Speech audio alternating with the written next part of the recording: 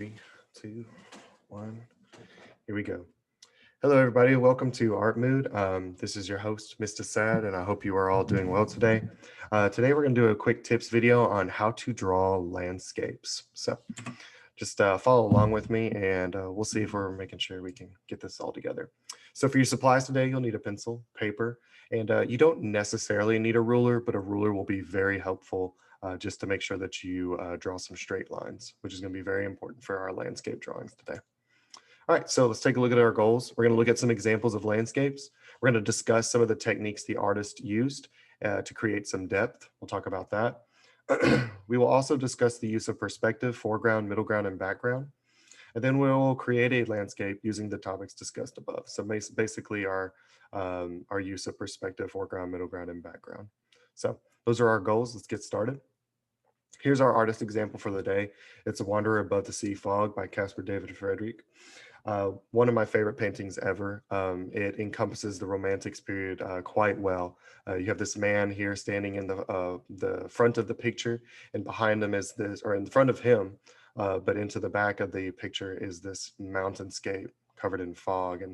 And I just imagine this is like a picture you see at the beginning of a movie where you see your main character here, and then he's looking out into the distance, and you're wondering, what's he thinking? What's he doing? And so what I'd like you to do is, if you can, pause the video for a second and just kind of take a look at this landscape. I want you to discuss how did the artist get this picture to look so realistic? So let's start with that. How did the artist also make it look like these mountains are so far away and that the sky is even further? How did he make it to where the rocks just kind of again pull up out of the fog? And how did he get this main character right here to stand above it all to capture our attention? These are some questions I just want you to notice, and kind of put some in the comments below, some things that you enjoy or noticed about this painting. It's again one of my favorites because again I like the idea of this man standing here looking out in the distance, and it seems like he's got a journey, or at least he's seeing above the world right now. It's pretty neat. So there are many ways that an artist can draw a landscape. And just like in this picture, this is a landscape where we have a background, a middle ground, and a foreground. But out of the things that an artist would use, first thing we're going to really talk about is depth and perspective and what that has to do with landscape drawing. So I've got this little illusion up here. And what you can see is you see this woman and this tiny little dude right here. Now, perspective is how we see something from where we are. So right now in this picture, if we just focus on this picture right here in the middle or on the left side, it looks like we are standing at the front of the hallway and we're looking at this woman and her child. It seems as of right now that these two, that the woman is bigger than the child, and that they are standing in the same place. However, if you look in the second picture, you notice that the further the boy gets back into the picture, the larger he looks. Well, how does that happen? What is happening here? Well, see, what our brains do is when we start to look at perspective, our brain gets these clues that the further something is, the smaller it should be getting. And then things that appear larger further away from us tend to be bigger. So if you look in this perspective here, this is an illusion because the boy is actually the same size in both pictures. I know this is probably a bad example, but you can see that the head of my mouse right here takes up most of his face, and it takes up about the same space here. As it goes for the woman, she's still in the same place. It takes about the same amount of space here and the same amount of space here.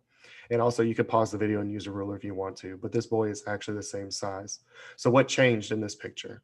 Well, nothing has changed between the two people. What has changed is our perspective. It appears that the boy is further away, and the further away he is, the larger he looks because he's taking up more space. And this is one of the secrets to drawing a good landscape drawing is getting a good handle on perspective and depth. Please excuse my cough there. Um, Depth is also something that artists use in order to help with landscape drawings. Depth is how something takes up space. And so again, like we talked, in this image, it looks like the boy takes up less space because he is closer to us in the foreground, or in the foreground. But it appears that he takes up more space the further back he goes. That's because, again, as things get further away from us in our perspective, they tend to get smaller. But this boy looks a lot bigger in this picture than in that. So that's the first thing. We just kind of looked at depth and perspective. This is just a very basic idea and it's just something to be thinking about. As things get further away from us, they should be getting smaller. Um, and the farther away something is, if it is bigger, then we assume that it is bigger further off. The other way that an artist is able to create great landscapes is by understanding the idea of a background, midground, and foreground. So I've been saying background, foreground, and middle ground throughout the video, and this is just a general perspective of what those things are. So in every landscape picture, there is a foreground, which is the area that is the closest to the viewer, the audience.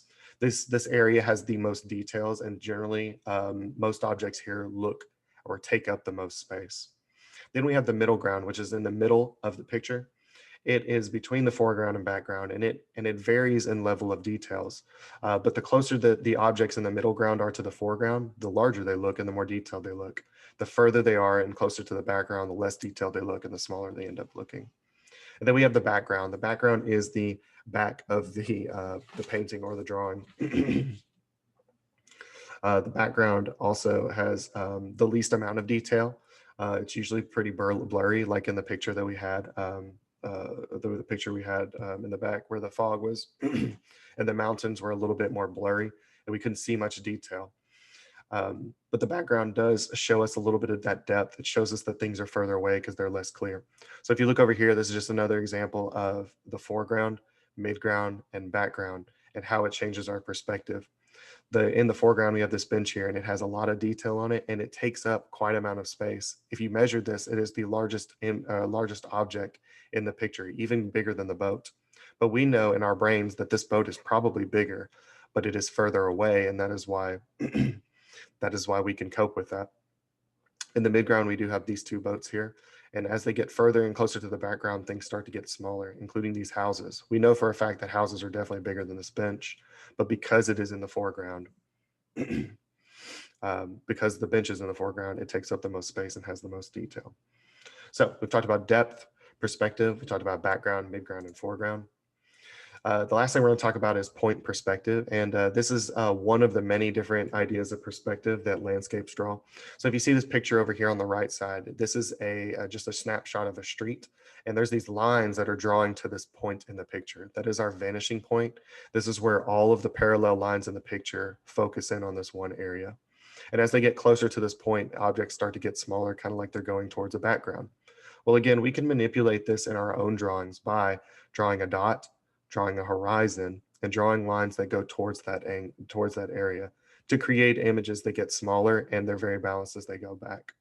So through the use of lines, we will do that together. We will use depth perspective. We will use our lines just like this and our vanishing point to do a landscape drawing. So now it's going to be your turn. We're going to grab our supplies. We're going to create our own landscape using 1-point perspective and depth. And then I wrote, don't forget and what I was going to put here was, don't forget the foreground, middle ground, and background. So we will do that together now. And I'm going to pause the video here and turn over to that video now.